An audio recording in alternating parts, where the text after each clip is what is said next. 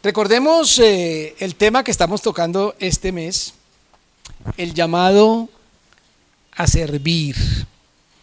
Es un tema que estamos tratando solamente en enero para hacer énfasis en las tareas que tenemos como iglesia y lo hemos llamado así, el llamado a servir. Haciendo también con esto una exhortación a cada uno a servir en la obra.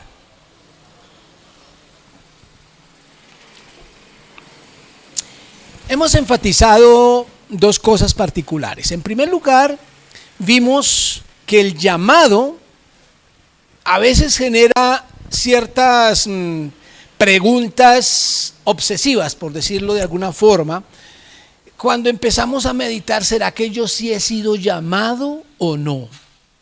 ¿Será que yo sí estoy llamado a ese ministerio o no? ¿Qué querrá Dios conmigo? Y esa pregunta a veces convierte el llamado en algo casi que esotérico, como que para iniciados o algo por el estilo. Por lo cual enfatizamos el primer domingo que el llamado es para todos. Que si usted es iglesia, no simplemente va a la iglesia, sino que es iglesia, entonces usted es llamado. Que el llamado es para todos, porque el envío de Dios, el envío de Jesús a hacer discípulos y a predicar el evangelio es a todo el que es iglesia. De tal forma que la pregunta si soy llamado o no, no debe ser tan dramática. Solo tienen que preguntarse si usted es iglesia. Y si es iglesia, délo por sentado. Usted es llamado. El llamado es sin excepción. Eso era lo que veíamos el primer domingo. Hace 8 días se hizo énfasis en que la respuesta al llamado es absolutamente voluntaria. Que si bien el Señor está llamándonos a todos para servir en la obra, también es cierto que no obliga a nadie, que espera una respuesta. Ahora, para algunas personas consideran que Dios en su soberanía empuja u obliga, y la verdad es que puede hacerlo porque Él es Dios, pero realmente espera una respuesta voluntaria. Más adelante tendremos la oportunidad de hablar un poquito algunas diferencias entre lo que entendemos como llamado en el Antiguo Testamento y en el Nuevo, porque algunos de pronto se basan en algunas experiencias o narraciones del Antiguo Testamento, pero estamos hablando particularmente de la iglesia en el Nuevo Testamento. Y Él espera una respuesta voluntaria. Eso fue lo que se enfatizó hace 8 días. En esta tarde ya, o en esta mañana, vamos a hablar acerca de la escasez de obreros precisamente. La escasez de obreros en ese servicio en la obra de Dios. Y vamos a basarnos en Mateo capítulo 9, versículos 35 al 38. Mateo 9, 35 al 38.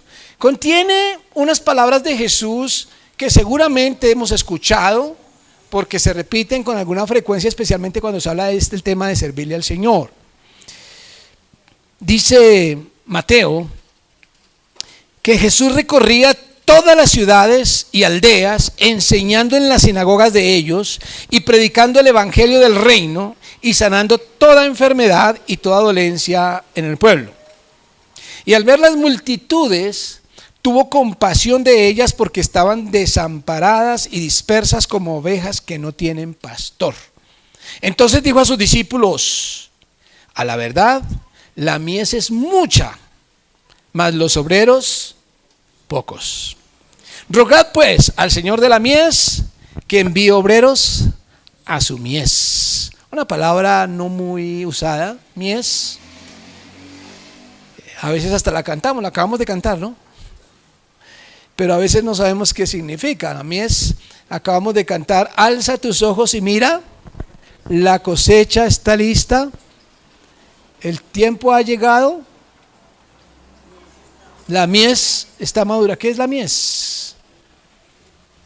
La mies que está madura. ¿Cómo? La cosecha, ¿no?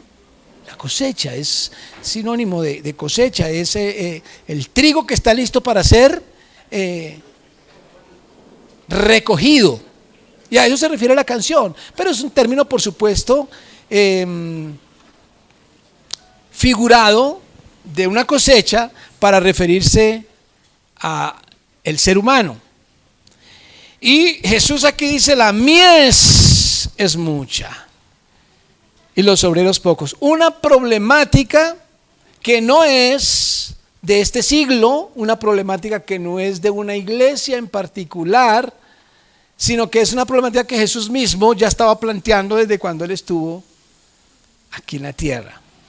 Pero para que meditemos profundamente, por decirlo de manera pretenciosa aquí, en estos versículos, yo les invito a que miremos el trasfondo, es decir, en qué marco aparecen estas palabras de Jesús relatadas por Mateo.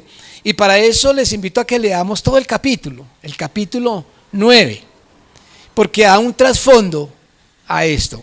El capítulo 9, y lo vamos a hacer inclusive en porciones, porque son diferentes como escenarios, episodios, experiencias, pero que están de alguna forma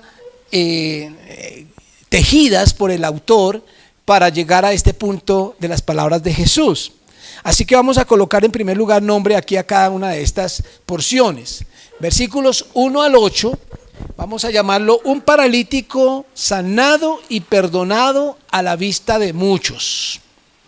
Versículos 1 al 8, miremos a ver cómo es que nos relata esto Mateo. Dice: entonces, entrando Jesús en la barca, pasó al otro lado y vino a la ciudad, a su ciudad.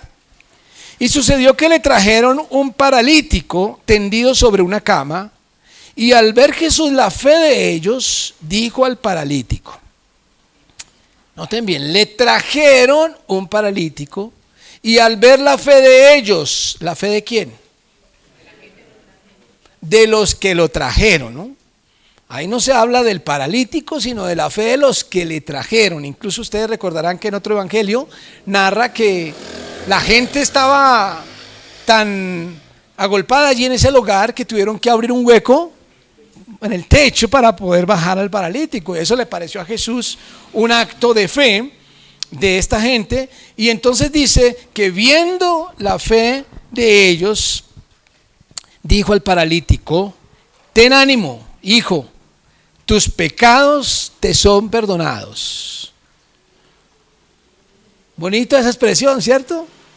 Pero yo no sé usted cómo se sentiría si está sufriendo por una grave enfermedad y viene al Señor o incluso a la iglesia a pedir oración por su salud y se le dice: tus pecados te son perdonados. Es llamativo esa expresión de Jesús, que no sé si la dijo porque este paralítico, alguien podría pensar, a lo mejor es paralítico de tanto pecado que tiene, lo tiene ahí postrado en cama. Otros podrían decir: no, es paralítico, pero lo peor que tiene es que tiene mucho pecado. O de pronto Jesús lo dijo porque sabía la audiencia que había, los espectadores que habían, porque generó un impacto. Miren lo que sucede. Versículo 3 dice: entonces algunos de los escribas decían dentro de sí: este blasfema. ¿Quiénes eran los escribas? ¿Qué reputación tenían los escribas allá? Los doctores, los que sabían la palabra, la ley, las escrituras. Y estos, al ver a Jesús decir eso, dicen: ¡blasfemia! ¿Cómo se le ocurre? En la respuesta de Jesús nos damos cuenta por qué lo consideraban blasfemo. Dice: y conociendo Jesús los pensamientos de ellos, dijo: ¿por qué pensáis mal en vuestros corazones? Porque ¿qué es más fácil decir? ¿Los pecados te son perdonados? ¿O decir levántate y anda? Pues para que sepáis que el Hijo del Hombre tiene potestad en la tierra para perdonar pecados, dice entonces al paralítico: levántate, toma tu cama y vete a tu casa. Entonces él se levantó y se fue a su casa. Y la gente al verlo se maravilló y glorificó a Dios que había dado tal potestad a los hombres. En cada uno de estos episodios vamos a ver que hay un acto de Jesús y hay una reacción de la gente. ¿Cuál es la reacción aquí de la gente? Pues hay dos grupos: los espectadores, la multitud, que simplemente se maravilla y glorifica a Dios, dice.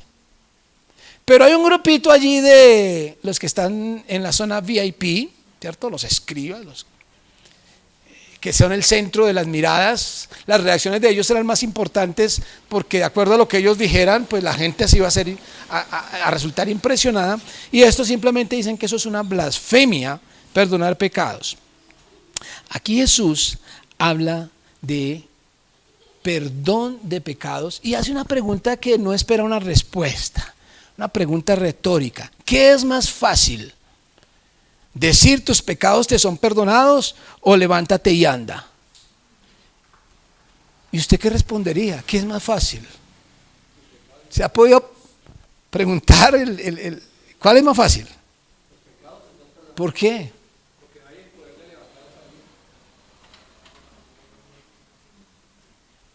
¿No será más fácil decir levántate y anda? Pues no sé, porque es que no dice, ¿cierto? Simplemente es para generar la inquietud. ¿Qué será más fácil? Porque al fin y al cabo Jesús no responde. Simplemente hace esta pregunta que los pone seguramente a ellos también a pensar. Yo no creo que ellos hayan respondido fácilmente. Pero Jesús añade: pues para que sepáis que el Hijo del Hombre tiene potestad en la tierra para perdonar pecados. Entonces no solamente le perdonó, sino dice: levántate, toma tu cama y vete a tu casa. ¿Qué es más importante para el ser humano? ¿La sanidad física o la sanidad del alma? La sanidad espiritual. Tal vez para nosotros sea fácil decir a primera vista, pero muchas veces para el ser humano lo que busca es lo más inmediato, ¿verdad? Si mi hermano Hernán me permite, quiero hacer alusión a tu hija, ya que tú lo has compartido con toda la iglesia. Si de pronto no todos aquí lo han escuchado, pero el año pasado, una hija de nuestro pastor Hernán sufrió una grave enfermedad repentina.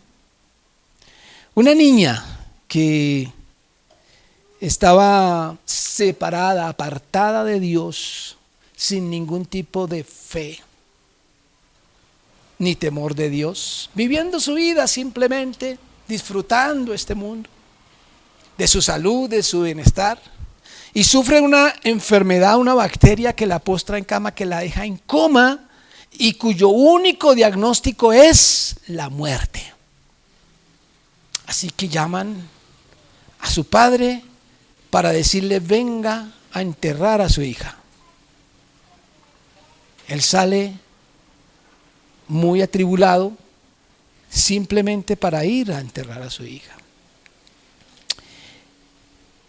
Sin embargo, en medio del coma dan espera. Los diagnósticos es pérdida de muchas funciones, de muchos miembros, de facultades, y él solamente esperando allí. Y como el tiempo iba pasando, entonces empiezan a ver la reacción de ciertos órganos del cuerpo y finalmente logran despertarla, esperando lo peor mentalmente, pues, y resulta que tenía sus facultades mentales intactas. Alcanzaste en esa primera ida a compartirle del Señor, ¿verdad? Y entonces ella despierta del coma y escucha acerca de aquel que es capaz de perdonar pecados y que le permitió a ella salir de una crisis física, pero para escuchar su palabra. Y su propio padre puede predicarle esa verdad de perdón de pecados.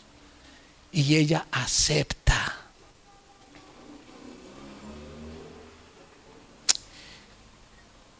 Pasaron los días y se tuvo que venir porque pues no mejoraba del todo, pero tampoco murió. Ya había salido incluso de la crisis, del peligro de muerte. Y se regresa y allá sigue luchando con su salud. Iba a pasar allá muchos meses. Y poco tiempo después entonces le dicen, sus manitos y sus pies no se pudieron salvar. Hay que amputar.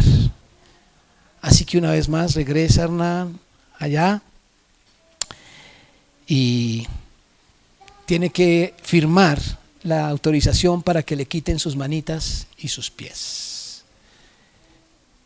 Triste, por supuesto, mucho llanto. Y ella queda discapacitada de esos miembros del cuerpo. Pero hay que ver el estado de ánimo de esa mujer, de esa valentía para afrontarlo, sobre todo con una vida nueva. Y ella quedó, bueno, incluso está usando, esta mañana el video que tú enviaste es de ella, ¿cierto? Me enviaste un video donde ella está caminando por el parque, por una plaza, tranquilamente, no se le nota, nadie se imaginaría que está andando con prótesis en los pies. ¿Y eso pasó hace cuánto? En abril. ¿Cuándo le amputaron? En junio. Y ella ya camina común y corriente por las calles. Pero manda muchos mensajes que al que conoce la historia tal vez siente compasión de ella, pero la verdad es que ella comunica un mensaje de paz, de seguridad, porque ella está viviendo una vida nueva. Ahora quedó con algunas limitaciones físicas, pero con una vida plena en Jesucristo. ¿Qué es mejor? ¿Tus pecados te son perdonados? ¿O levántate y anda? Y estoy cambiando la pregunta, ya no estoy diciendo qué es más fácil decir, sino qué es mejor, qué es más importante decir. Nuestro hermano Hernán disfruta de tener una hija que si se muere ahora, él puede quedar en paz, porque ha conocido a Jesucristo. Pero miremos la siguiente historia, la siguiente porción, que es clave porque está hablando del tema que estamos hablando. En los versículos 9 al 13, entonces viene lo que hemos llamado, Jesús llama a Mateo de manera particular y se sienta a la mesa con pecadores para llamarlos al arrepentimiento.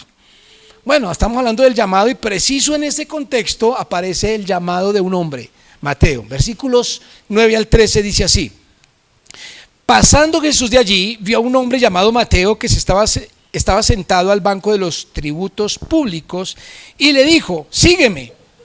Y se levantó y le siguió. Y aconteció que estando él sentado a la mesa en la casa, he aquí que muchos publicanos y pecadores que habían venido se sentaron juntamente a la mesa con Jesús y sus discípulos. Cuando vieron esto, los fariseos dijeron a sus discípulos, ¿por qué come vuestro maestro con los publicanos y pecadores? Al oír esto, Jesús les dijo, los sanos no tienen necesidad de médicos, sino los enfermos. Id pues y aprended lo que significa misericordia quiero y no sacrificio, porque no he venido a llamar a justos, sino a pecadores al arrepentimiento. Está incrustado dentro de esta historia y los diferentes relatos y episodios el llamamiento a Mateo, que es el tema de Jesús también, es el llamado y la escasez de obreros.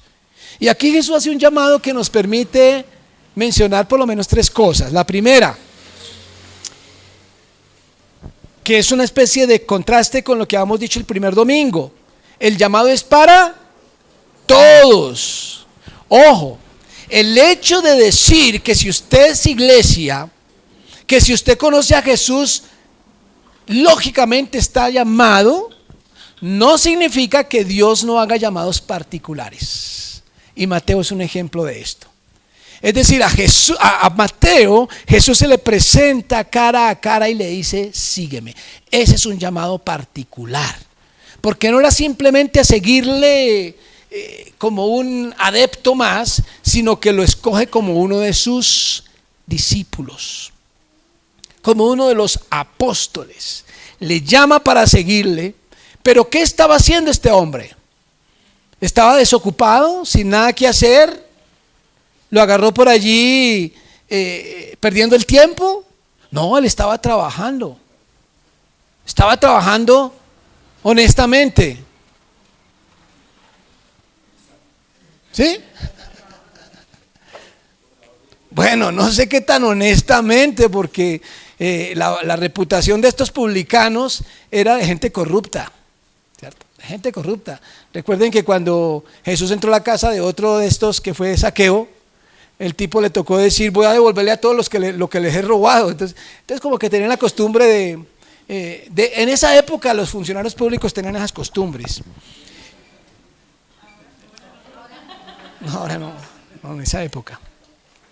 Así que Jesús llama a este hombre de estar ocupado, de no muy buena reputación, para que le siguiera. Jesús o Dios puede llamar particularmente, y quiero enfatizar eso porque complementa lo que decíamos el primer domingo. Hay un llamado general que no nos debe llevar o no debe permitir que mantengamos esa obsesión de si soy o no soy llamado. Pero también es cierto que hay personas tipo Mateo a las que el Señor llama puntualmente, personalmente. Y podemos escuchar muchos testimonios de personas que narran la forma como Dios les llamó un día en particular, a un ministerio en particular muchas veces. Eso es así, también es cierto. El problema es cuando los que hemos sido llamados personalmente queremos comunicar la idea que todo el mundo tiene que escuchar un llamado particular en algún momento. No, el llamado es andar con Jesús. El llamado es inclusive, como dice aquí, al arrepentimiento, y eso es para todos. Pero a veces se ponen unas tareas particulares. El que algunos, repito, tengamos esa particularidad no significa que debamos sembrar la idea que si usted no ha escuchado esa voz, entonces quédese ahí sentado, que usted a lo mejor no ha sido llamado. La mejor forma de identificar un llamado puntual o una tarea específica es disponer las manos para servir en algo. Es sirviendo que uno va identificando los dones. Hay unos test muy buenos para identificar los dones, pero no hay mejor test que estar dispuesto a servir, sin estarse preguntando: pero ¿será que sí soy bueno o no soy bueno? Sino estar dispuesto, aunque a veces el Señor llame particularmente. En segundo lugar de esta porción, también podemos hablar de la forma como cuando Dios llama, no depende de que tengamos un pasado apropiado para servir. A veces nosotros como iglesia que vemos es con estos ojos de carne, miramos a alguien que canta muy bien y decimos: ay, esta persona está buena para la alabanza. O que ha estudiado contaduría y decimos: ay, esta persona puede ayudarnos en la administración de la iglesia. O vemos que sirve en una universidad, en un colegio, con niños, qué sé yo: ay, esta nos sirve para enseñarle a los niños. Y esperamos que la gente tenga previamente algo que aportar y nos deslumbramos por eso. ¿Qué tenía que aportar Mateo? ¿Qué pasado tenía para Jesús decir: uy, este es el apropiado, el que yo necesito para que me ayude a administrar los dineros, los diezmos? No. Jesús no se sintió deslumbrado por él. De allá lo sacó, lo invitó y lo empezó a preparar. ¿Durante cuánto tiempo? ¿Cuánto? 3 años. 3 años. El día que arrancó Mateo no servía para nada, permítanme decirlo. Por eso cuando esta gente ve a Jesús sentado a la mesa con este hombre y sus amigos, que eran publicanos y pecadores, los fariseos dicen: pero ¿qué es esto? ¿Qué es este testimonio de Jesús sentado con publicanos y pecadores? Pero Jesús dice algo que de esas ironías que siempre él solía utilizar, especialmente con los fariseos, ¿no?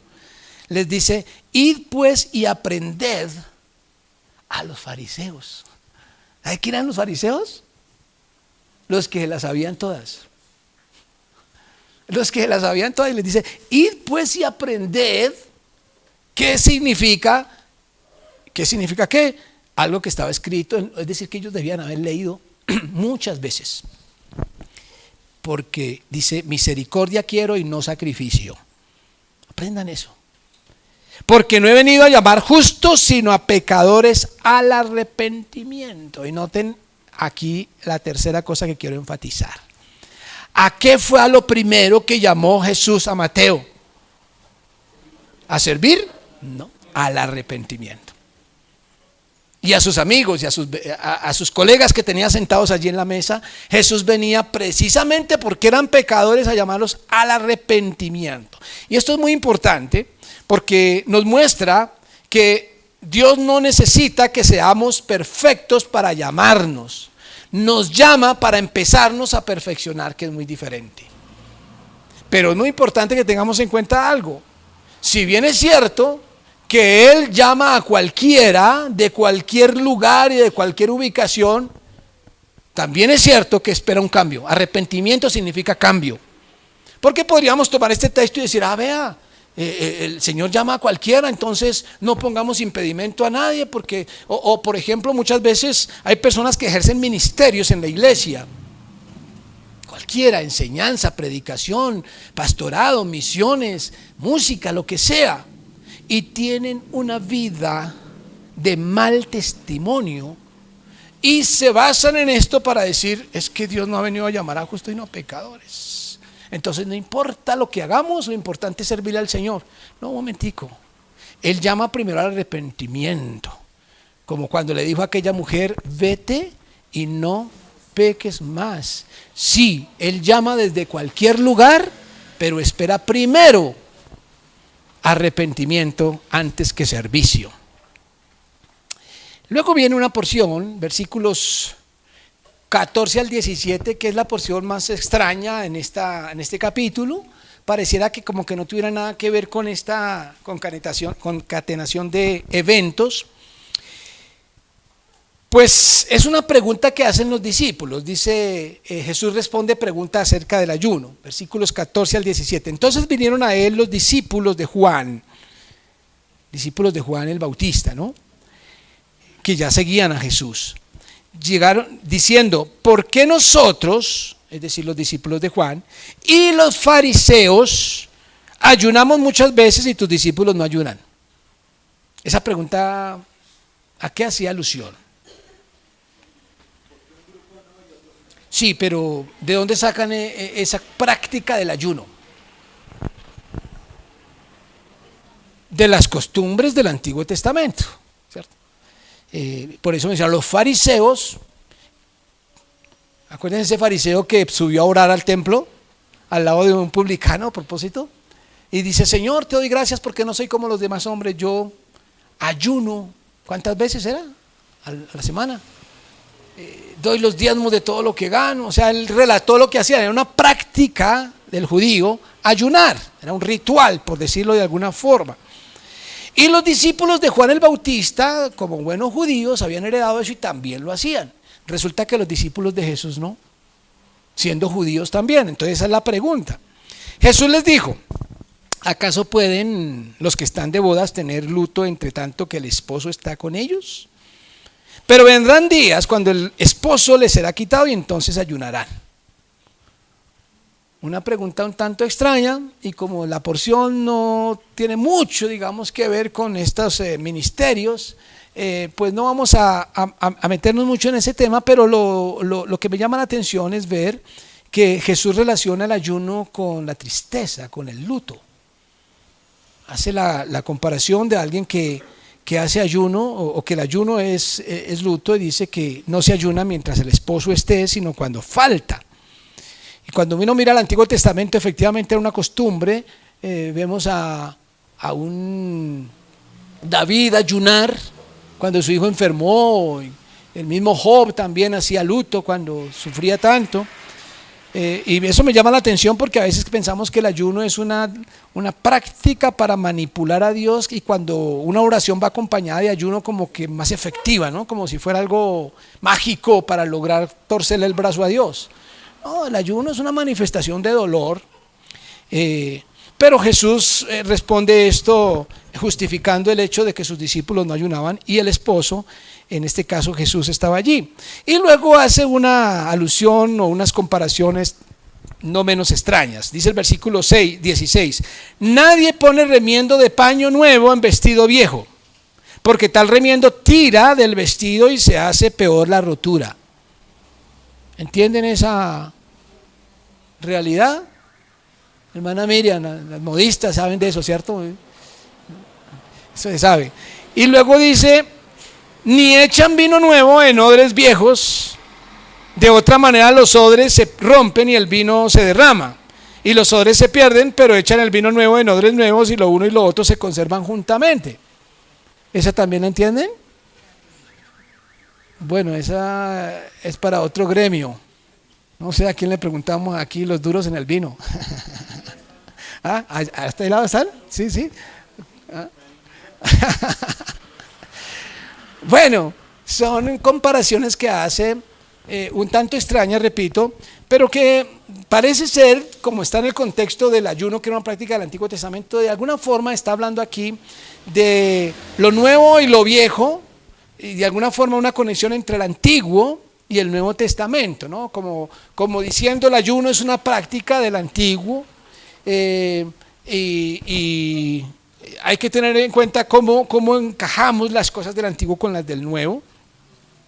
Pero lo importante aquí es que Jesús también se ocupa en responder las preguntas de sus discípulos. Es parte de su actividad ministerial, de su servicio, de su tarea en la tierra, responder preguntas, en este caso a sus discípulos.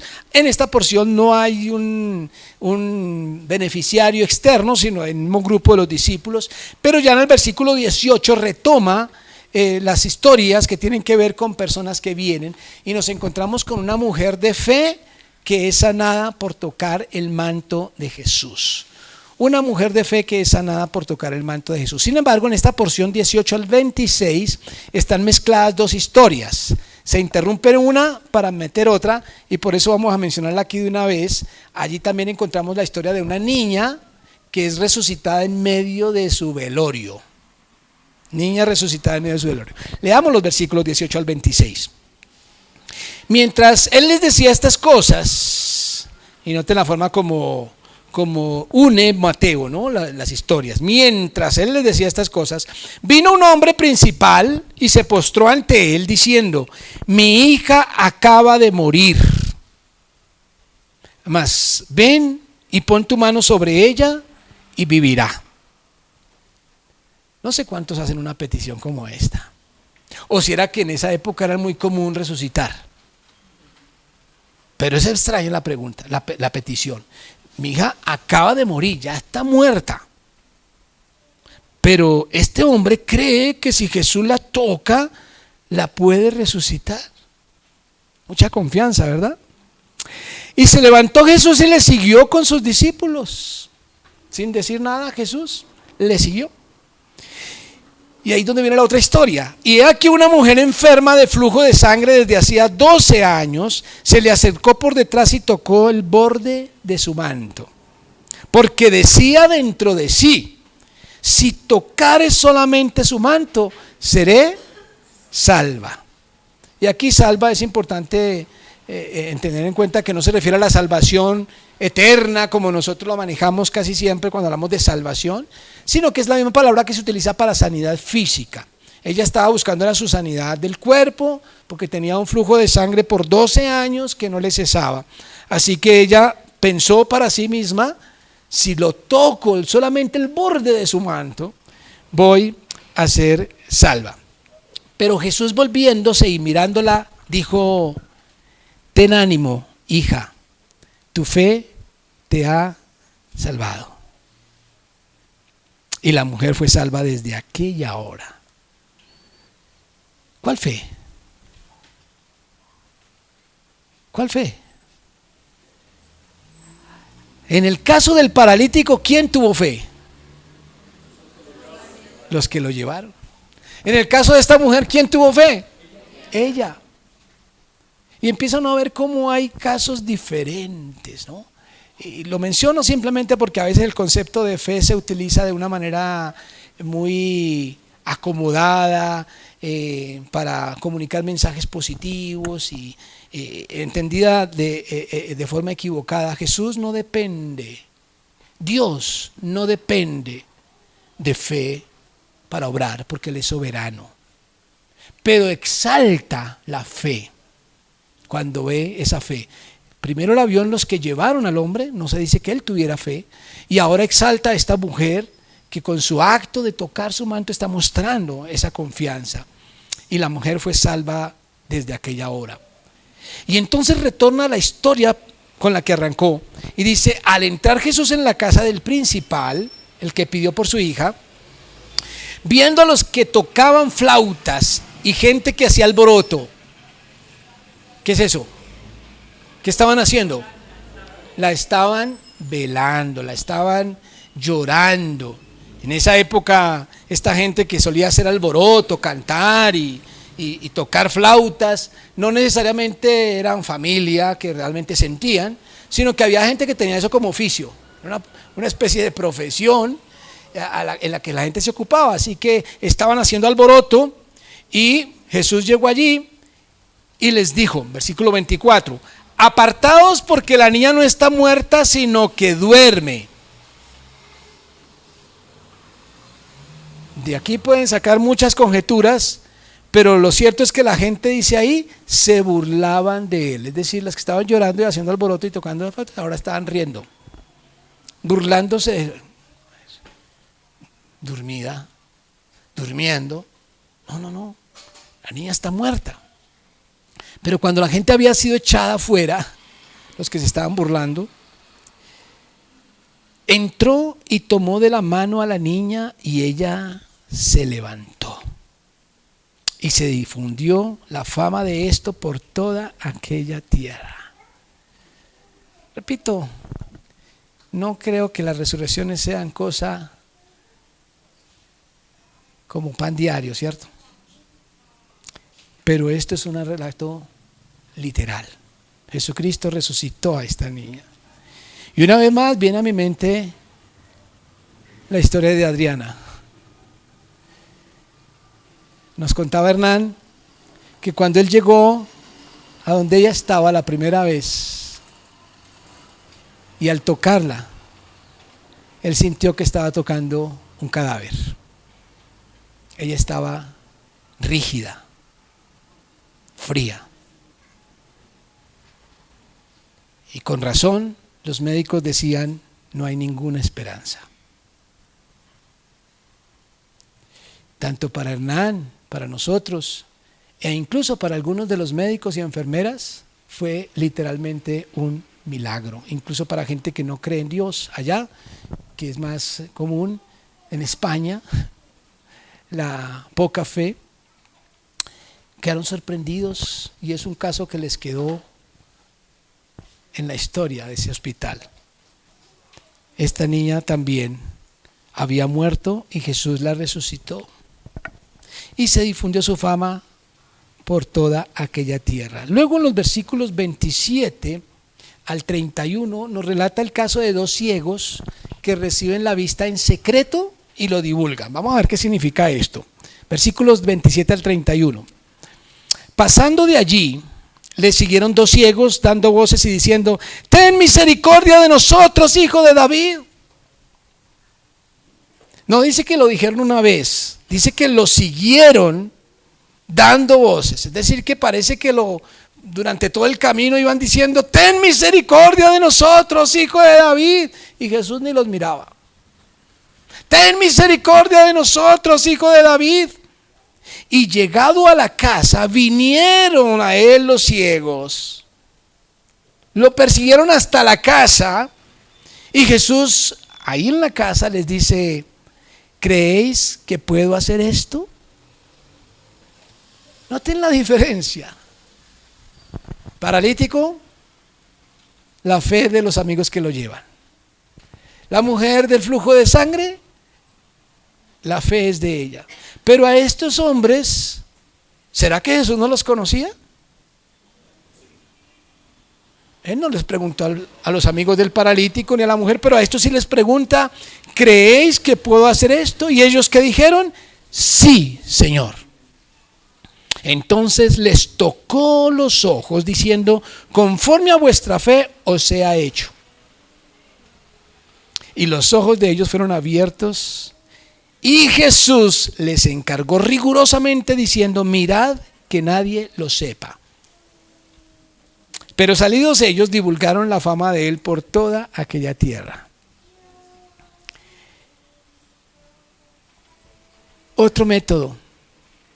Esto es bueno tenerlo en cuenta porque muchas veces ponemos más la confianza en los métodos que en Jesús. Y noten cómo Jesús con cada persona que trata no depende de un método. A cada uno lo trata conforme a su conocimiento de esa persona. No hay un método registrado por Jesús para sanar, para enseñar, para hablar. Él trata de una manera personal con cada uno. A estos hombres les hace una pregunta y por una razón extraña que de pronto no podemos percibir a primera vista, lo sanó en secreto, en la casa. Nadie se dio cuenta, aquí no hubo público. Y fuera de eso les encarga rigurosamente que no lo divulguen. Pero ellos salieron de allá que fue lo primero que empezaron a contar. Yo creo que algunos de ustedes dirán: a mí me hubiera pasado lo mismo, yo tampoco me hubiera aguantado. Semejante milagro, ¿cómo me va a quedar callado? Además, antes era ciego y ahora salgo viendo por todas partes. La gente me va a preguntar: ¿y usted qué pasó? ¿Cierto? Bueno, ¿les podríamos llamar desobedientes? Pero si Jesús les encargó rigurosamente que no lo divulgaran.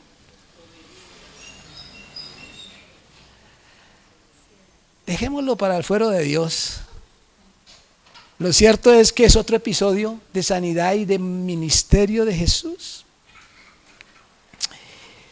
Y luego tenemos este otro episodio del 32 al 34 que dice: mientras salían ellos, he aquí le trajeron un mudo endemoniado. Otro caso. Qué casitos los que le tocó a Jesús, ¿no? Eso en un capítulo, imagínense en 3 años de ministerio. Ahora es un mudo endemoniado. Y echando fuera el demonio, el mudo habló. Cortico ese relato. Ahí no dijo qué fe la del mudo, ni qué demonio tan atrevido, ni le preguntó nada al mudo, como algunos harían: ¿por dónde entró ese demonio? Ni se puso Jesús a mirar a decir a que de pronto tenía alguna cadena que lo tenía atado de pronto para cortarle, o algún tatuaje de pronto por donde se le metió el demonio. No, nada. Simplemente Jesús echó fuera al demonio, y echado fuera el demonio, el mudo habló.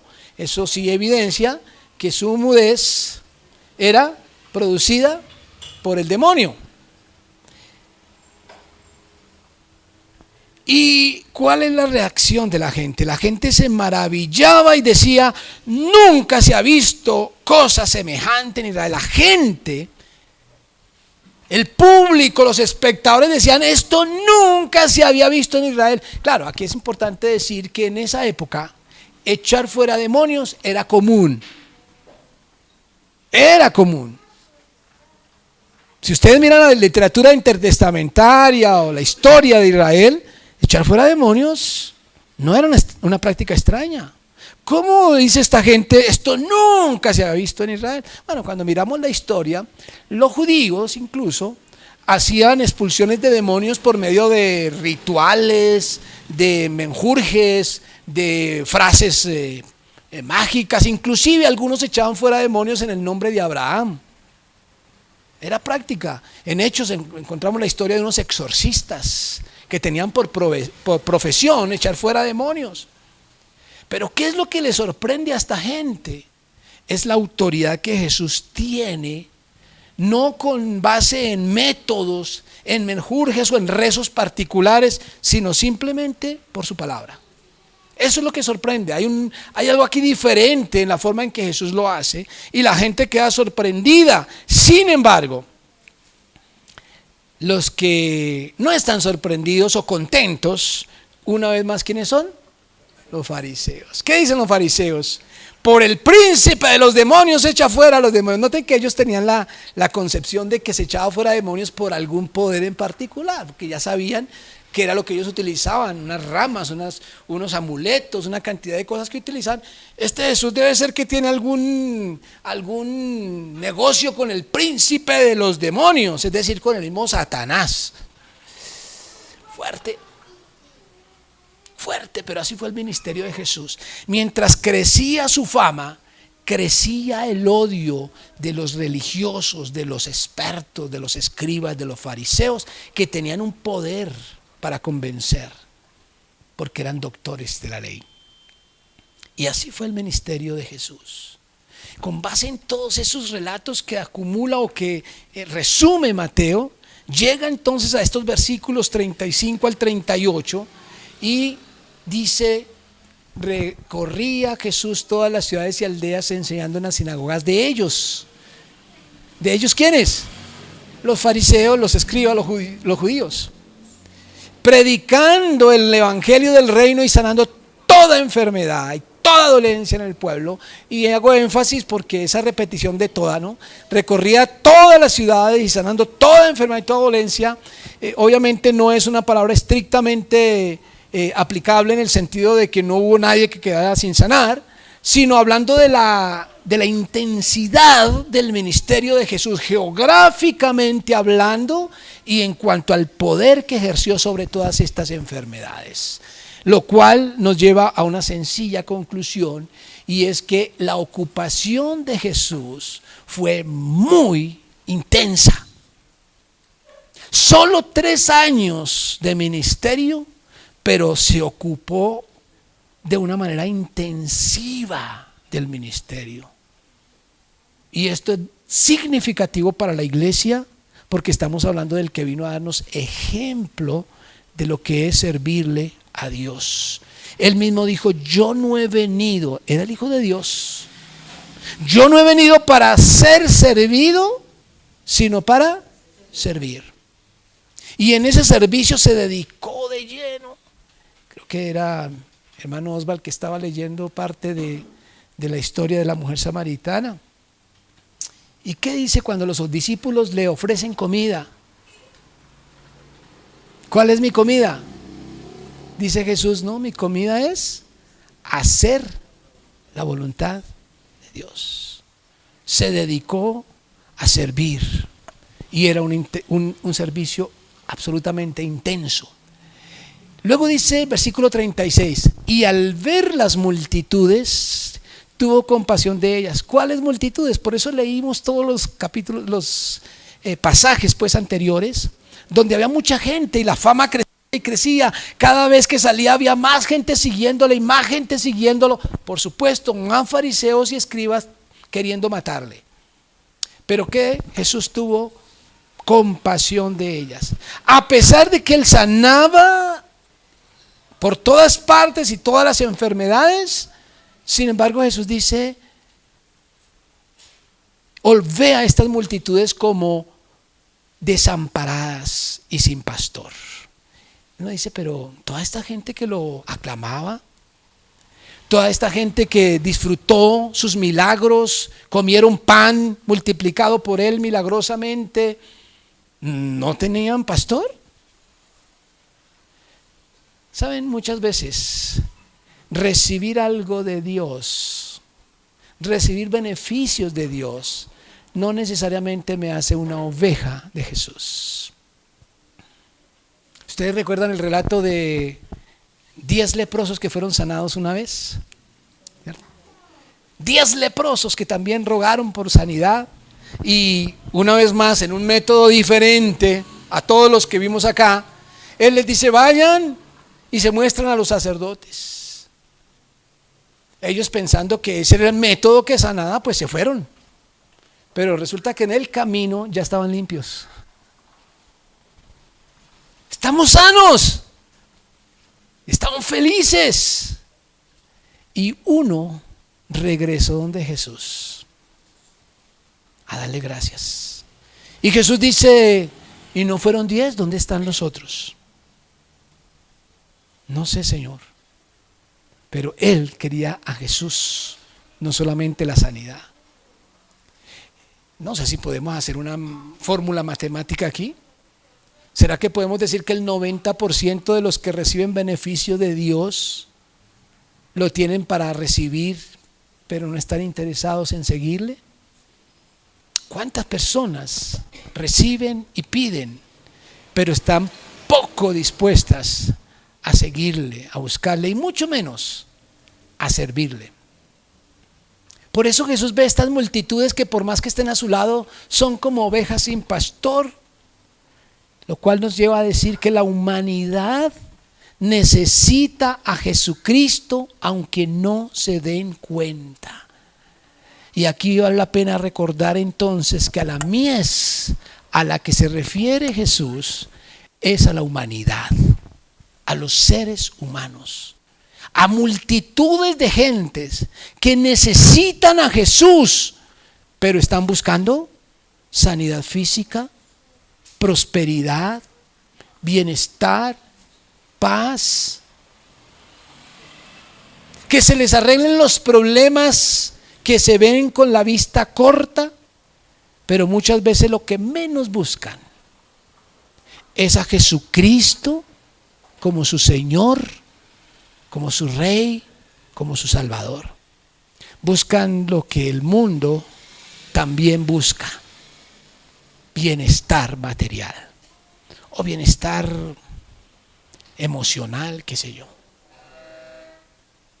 Como iglesia tenemos que entender que cuando él habla de la mies, está hablando de la necesidad que tiene la humanidad. La necesidad número 1, que es conocer a Jesucristo, pero ellos no lo saben. A veces pensamos que una persona llega a la iglesia y uno dice, esta persona está buscando a Dios. No siempre. O sí, pero como amuleto, para que algo le salga bien en la vida, o para solucionar algún problema en la vida. Pero otra cosa es conocer a Jesús como Señor, que es muy diferente. Multitudes. ¿Dónde vemos nosotros multitudes? Cuando usted ve una foto como esta, le hace pensar en multitudes. ¿Dónde? ¿Dónde están las multitudes? Seguramente vendrá a su mente un estadio de fútbol, seguramente vendrá a su mente un parque repleto para ver un concierto, no sé. Pero permítanme hablarles de 2 multitudes, porque hay muchas multitudes. Y aquí nos quedaríamos toda la tarde hablando de las diferentes multitudes. Yo quiero hablar de 2 solamente en particular. La primera, miren ustedes hacia la universidad o las universidades. ¿Cuáles son las aulas de las universidades que están repletas? Ustedes que han ido a las universidades, ¿cuáles son las carreras más deseadas? ¿Algún ejemplo? ¿Cuál? ¿Ingeniería electrónica? ¿Medicina? ¿Administración? ¿Contaduría? ¿Psicología? ¿Enfermería? No sé. Pero hay ciertos lugares donde les toca limitar porque depende del puntaje para poderlo meter allí, porque hay tanta gente queriendo prepararse que toca reducir, cerrar la puerta para que tanta gente entre, porque no hay campo para tanta gente. Multitudes se quieren preparar. ¿Por qué? Hay muchos motivos. Tal vez es su hobby, es lo que les gusta, o tal vez algunos más dados al servicio quieren servirle a la humanidad y creen que eso es lo que la gente necesita. Multitudes. Yo les invito a que miren las aulas donde la gente se está preparando para servirle al Señor. Yo le invito a que vaya a Nuevos Horizontes, a los seminarios, institutos bíblicos, incluso a las carreras de teología de la Universidad Católica. Y a diferencia de esas otras carreras donde te toca cerrar la puerta, toca salir a promocionar, a ver quién viene, rogar, a ver quién estudia, quién se prepara para servirle al Señor. Es lo que menos le interesa a la gente. En muchos seminarios, institutos que yo he tenido la oportunidad de conocer, uno ve gente que se viene a preparar, pero que ya tienen otras profesiones y entonces dicen, ahora sí ya sé cómo ganarme la vida, entonces ahora sí voy a estudiar un poquito de teología. Pero prepararse para servirle al Señor, qué cosa tan difícil. Es más, en la iglesia cristiana, cuando un joven decide que quiere prepararse para servirle al Señor, ¿sabes quiénes son los más asustados? Los papás. Los papás que muchas veces están en la misma iglesia alabando al Señor y sirviendo al Señor y enseñando la palabra de Dios, cuando el hijo dice que se va a preparar. Ay, no, mi hijo, pero ¿será que eso sí le da para vivir? ¡Qué peligro! No, mire, primero estudie algo que de pronto, si no le funciona, entonces usted tiene algo que hacer. Pero qué miedo servirle al Señor. No hay multitudes preparándose para servirle al Señor. Y en segundo lugar, de otra multitud de que les quiero hablar, es porque en esta semana, hablando precisamente de la escasez de obreros, la escasez de pastores, hablando con un pastor, me decía, pero ¿por qué ustedes tienen tanta dificultad para encontrar pastores? ¿Por qué tienen tantas iglesias sin pastor o pastores sirviendo de medio tiempo? Si en tal lugar o en tal iglesia abundan las personas que quieren servirle al Señor. Multitudes. Y saben la conclusión a la que llegamos, que hay muchos que cuando ven las ventajas, la prosperidad. Hace 15 días estaba aquí Brian y él daba un testimonio. Le pasó algo que a mí me pasó hace 35 años, y es cuando un compañero lo escuchó decir que iba a abandonar la Armada de Colombia, las Fuerzas Armadas, para servirle al Señor. Un compañero le dice, uy, hermano, chévere, yo tengo un amigo que gana billete con eso. Igual me dijeron a mí. Todos mis compañeros se burlaban, pero hubo uno que era ateo, y me dijo, yo sí lo felicito. Y dije, ¿y este que siempre se ha burlado de mi fe, por qué me felicita? Y dice, porque eso da billete. Resulta que cuando la gente ve el ministerio como algo apropiado para enriquecerse o para prosperar o para tener poder, porque cuando yo puedo dominar multitudes, eso atrae, ¿no? Estar frente a un estadio, eso agrada. Y algunos entregan su vida como Simón el mago, pero a los 8 días ya quieren tener el poder que tiene ese predicador.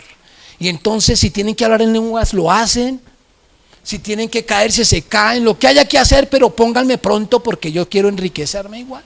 Y entonces sí hay muchos que quieren servirle al Señor, pero que no se quieren preparar. Lo único que hacen es repetir predicaciones, repetir lo que leen en un libro, o repetir las fórmulas mágicas que aprenden en sus rituales.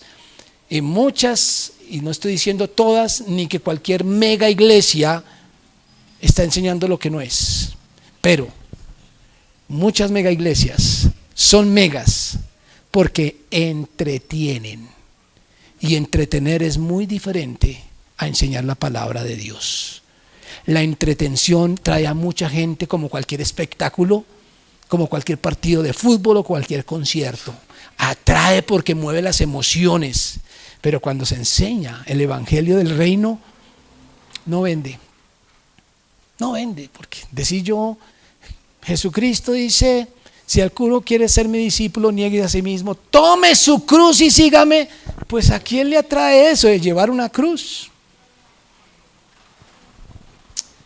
Mis hermanos, por eso Jesús termina diciendo, a la verdad, la mies es mucha, pero los obreros son pocos. La mies verdadera, la predicación del Evangelio de Jesucristo, está necesitándola toda la humanidad, aunque no lo sepan. Pero hay pocos dispuestos a prepararse para hacerlo, a renunciar a sí mismos para servir a Dios. Por eso Jesús termina con esta súplica: rogad al Señor de la mies que envíe obreros a su mies. Pero aunque nosotros roguemos al Señor de la mies que envíe obreros, la respuesta sigue siendo voluntaria. Él no obliga a nadie. Mis hermanos,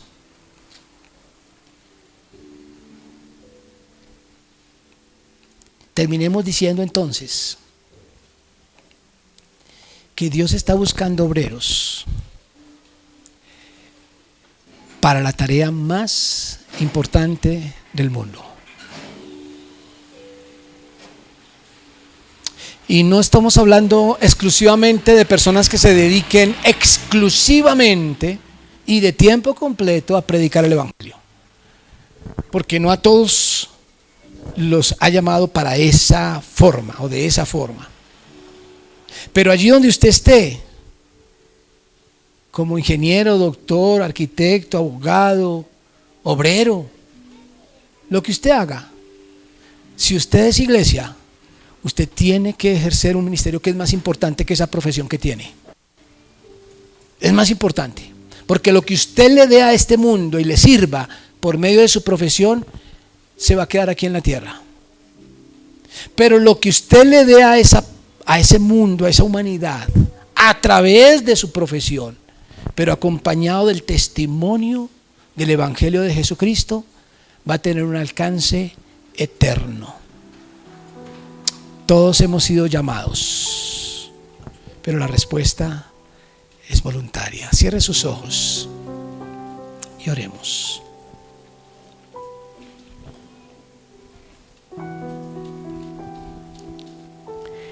Dios,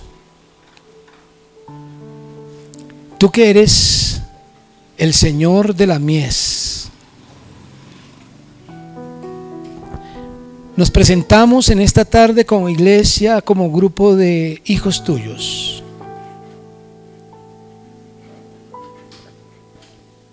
Para cumplir con esta exhortación que nos hace nuestro Maestro Jesús. Y por eso te rogamos, Señor, que envíes obreros a tu mies. En todo el mundo estamos necesitando obreros.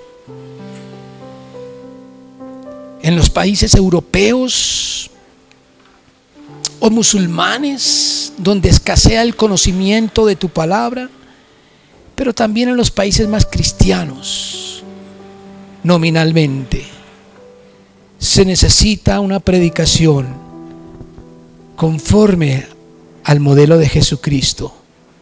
Por eso te rogamos, Señor, que envíes obreros.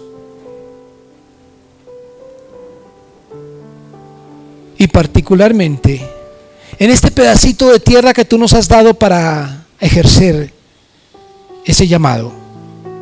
En Colombia, en Bogotá, entre los hermanos menonitas o en Nuevo Amanecer. No solamente te pedimos que envíes obreros, Señor,